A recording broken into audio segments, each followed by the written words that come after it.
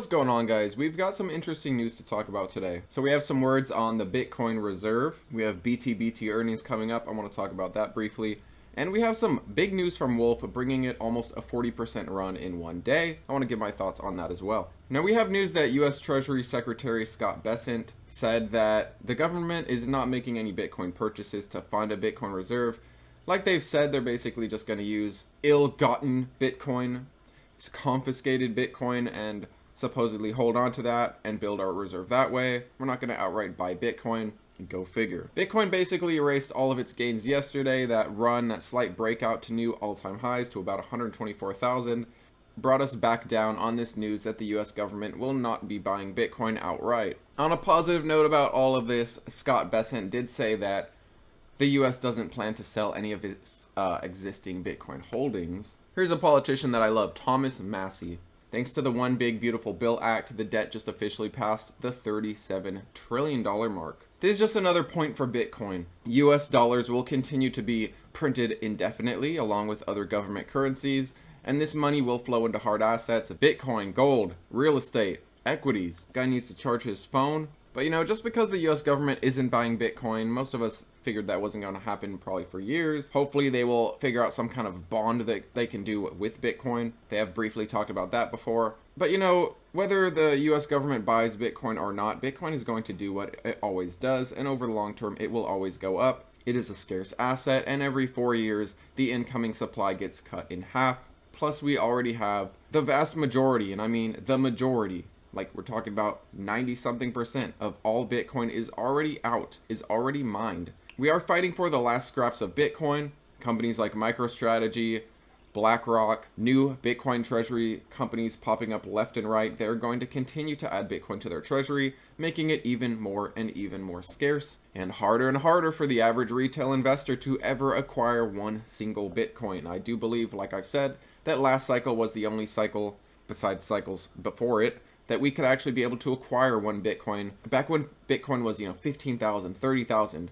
That's something that a retail investor could possibly do over time, is acquire Bitcoin at that price. Are you ever going to acquire one whole Bitcoin if Bitcoin's 200, 300, 400,000? Most will never be able to.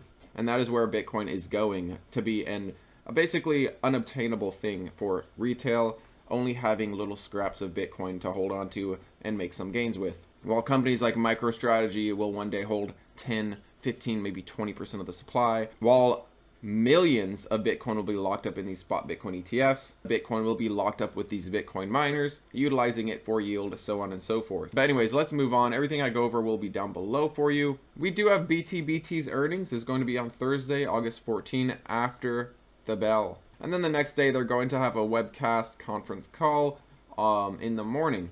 Now, I did want to talk about earnings a little bit, and they are anticipating a loss, a very small one, and they have potential for a record quarter for revenue. Their last one was right around 26. It was expected to be 26, and we saw 25.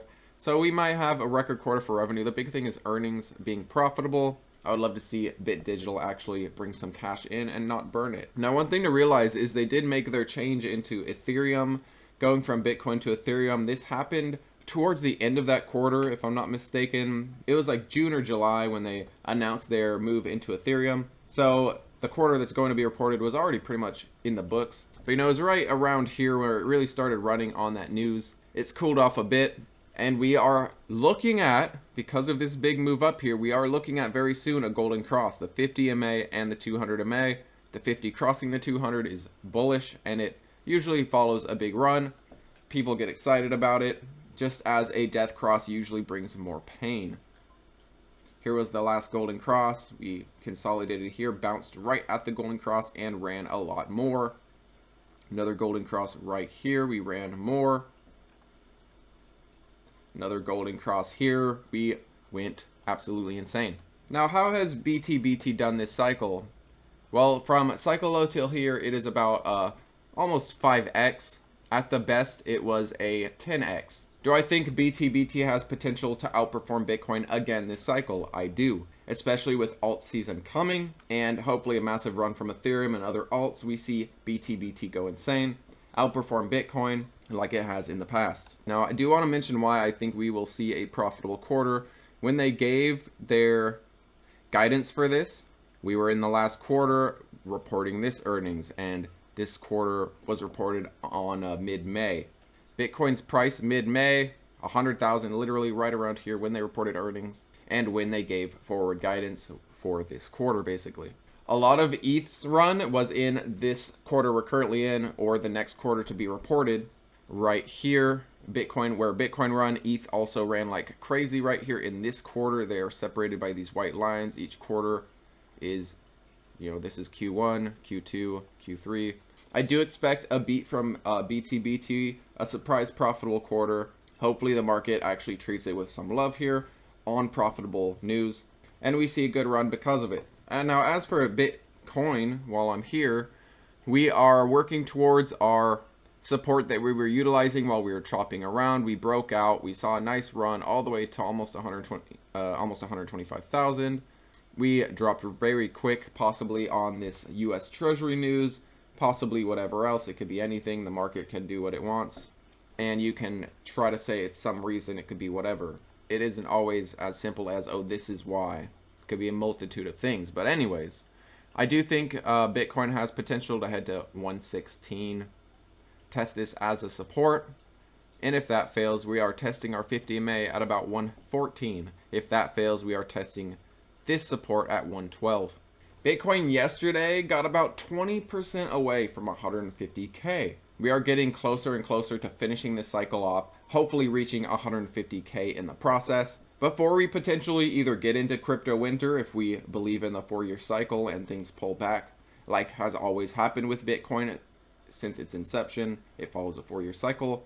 Or maybe we see a little cool down after 150, or it keeps running, and we don't get these massive corrections, these massive, 60, 70% drops anymore in Bitcoin, which honestly to me is sad. You shouldn't be hoping that Bitcoin never pulls back and never sees another crypto winter. That is depressing to hope that you can't buy Bitcoin at $50,000 again, or hope that you can't buy Bitcoin at $70,000, $80,000 again. You're not going to make as much gains on Bitcoin if you're buying at 150,000 than if you are buying at 50,000 in a future pullback, hopefully. That last crypto winter that brought Bitcoin down to 15k is what gives us all the gains in this cycle.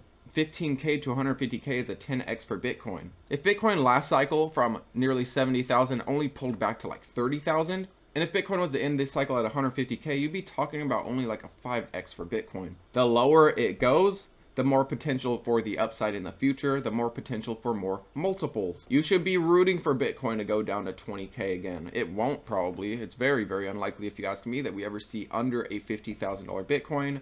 And maybe Bitcoin in next crypto winter utilizes its previous cycle peak of 69, 70k, and we don't ever go lower than that again. Just like in cycles before it. Look at in 2017, we reached about 18,000. We barely dipped below that before recovering. The previous peak and areas around there are usually treated as future support. So from 69, all this chop around from 69 to like 55, 58, all of this in the future may be utilized as support if Bitcoin does have a big drop.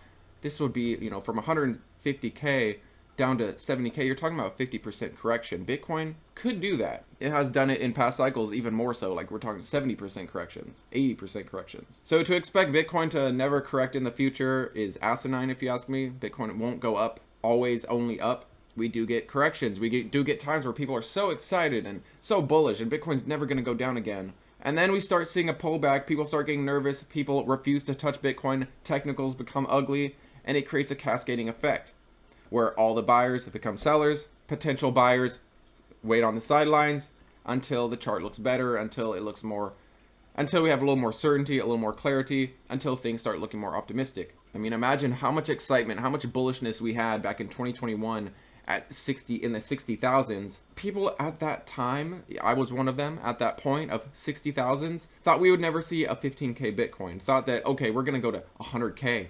There's no letting off. This institutional adoption, we're going to go to 200k. Tesla bought some Bitcoin. Who else? What other public companies are going to buy Bitcoin? But sure enough, we did see a pullback to 15k, possibly due to the FTX drama, possibly due to many other things. But just remember, Bitcoin is volatile. There are going to be good times when it's so exciting and you think it only is gonna go up, and there will be bad times where when is it gonna finally find a floor? It just keeps dropping. We get both with Bitcoin. It is volatile, and at times it is very speculative still. Now, before this turns into some kind of movie, let's talk about Wulf stock. Terawulf rallies like crazy because Google took a $3.7 billion deal. And they got a 10-year AI hosting deal with Google, and Google is taking a stake in the company. This was just announced here on Thursday. They signed 2 10-year HPC co-location agreements with FluidStack. And Google plans to backstop this FluidStack deal with a $1.8 billion of lease obligations to support the build out and project here. And in return, Google receives 41 million shares of Terawulf, which gives it about an 8% stake. If they buy a little more, that'll get to 10%. They'll get more say and more, pull in the company. The more percentage of the company, the more a majority of the shares they get. And Clear Street, who kind of covers what happened here, has a buy rating on Terawulf with a $9 price target. This reminds me of that whole market can be irrational longer than you can remain solvent quote. Because look at this, I'm very happy for Wulf holders. This is a fantastic deal for them. And this is great for Wulf, great for this Bitcoin miner and AI play. Just a massive pop. We were right here about to get a golden cross. There's another thing that's coming is the golden cross for Wulf. So it may keep running, work on these previous highs, take those out, and we fly. Now, here's what's interesting. They just reported earnings recently, and it was unprofitable. What about the last one? Unprofitable. What about the last one? Unprofitable. What about the one before that? Unprofitable. What about the one before that? Unprofitable. And the last one before that? Unprofitable, whereas expected to be profitable. Last one before that, while they did post an unprofitable quarter. Throughout this whole entire cycle, the whole cycle, Wulf hasn't had a single profitable quarter, unless I'm missing something here on TradingView, maybe some past ones back in early 2023. But, throughout the majority of the cycle, Wulf hasn't had a single profitable quarter, where stocks like CleanSpark, for example, Iron, for example, even BTBT, Riot, Mara, have had much, much more consistent profitability. But here you have Terawulf up about 13 times from the crypto winter bottom, 13 times from its 50-something cents. Before this deal came through, it was up about 9 times.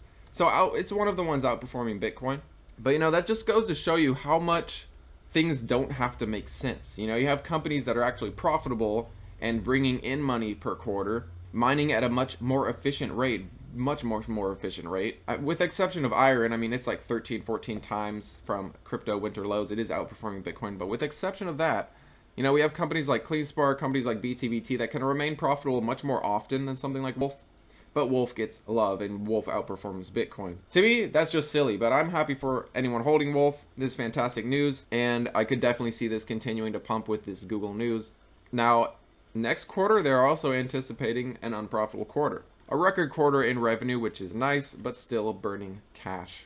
But from a chart perspective, we have this massive gap. Maybe it fills it down the road. Maybe it fills it in next crypto winter, months from now. If we do start getting a pullback, you might want to eye this for an entry if you really want to get some Wulf stock. We do have this golden cross coming. This could bring more upward momentum. The fact that we have a massive company like Google interested in these Bitcoin miners may be a sign of more things to come. What if Microsoft starts getting involved as well? What if Apple? Maybe Amazon? What if MicroStrategy starts putting a stake into these Bitcoin miners? Things can pop up just completely out of nowhere that you would never expect, and then your stock gets a 40% pump. This could be a great time to sell some covered calls, and then if it does pump more, you can sell at a higher price. And if it tanks, at least you made some premium for this massive gain. I can imagine calls premiums are very nice right now for Wulf. But yeah, let me know how you guys are feeling about BTBT. Are they going to blow their earnings out of the water, or are they going to post an unprofitable quarter? It'll be a pretty interesting call. This is the first earnings since they made their switch into Ethereum staking rather than Bitcoin mining, which I think was a good move for BTBT. They were far from the most efficient Bitcoin miner. And then how are you feeling about this news that the US isn't going to buy more Bitcoin in its treasury? You probably figured that this is how it's going to be. They're just going to utilize their Bitcoin holdings, not do a whole lot with it, talk a mean game, but really nothing happens. And then how are you feeling about Wulf? Do you hold Wulf? Are you buying here? Are you trimming here? Is this a sign of more things to come for other Bitcoin miners? Thanks as always for watching, guys. I appreciate you, and I'll see you next time.